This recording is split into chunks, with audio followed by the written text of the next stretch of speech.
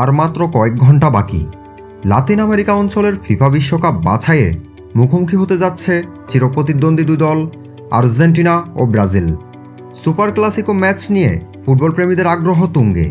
আর্জেন্টিনার Buenos আয়ার্সের Estadio মনুমেন্টালে ফুটবলের সবচেয়ে কাঙ্ক্ষিত ম্যাচটি শুরু হবে বাংলাদেশ সময় মঙ্গলবার ভোর 6টায়।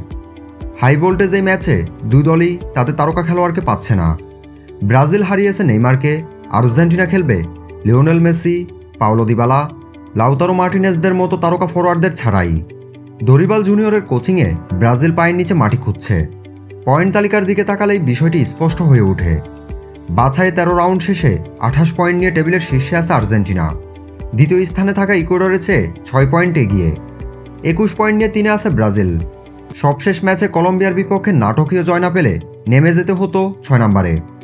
আর্জেন্টিনা ব্রাজিলে শক্তির কোনো ফারাক নেই। লড়াই হবে 11 জনের বিপক্ষে 11 জনের। এখন পর্যন্ত ব্রাজিলের সাথে আর্জেন্টিনা দেখা হয় 114টি ম্যাচে, যেখানে আর্জেন্টিনা জয় পায় 42টি ম্যাচে, বিপরীতে ব্রাজিল জয় পায় 46টিতে এবং ম্যাচ ড্র হয় 26টিতে।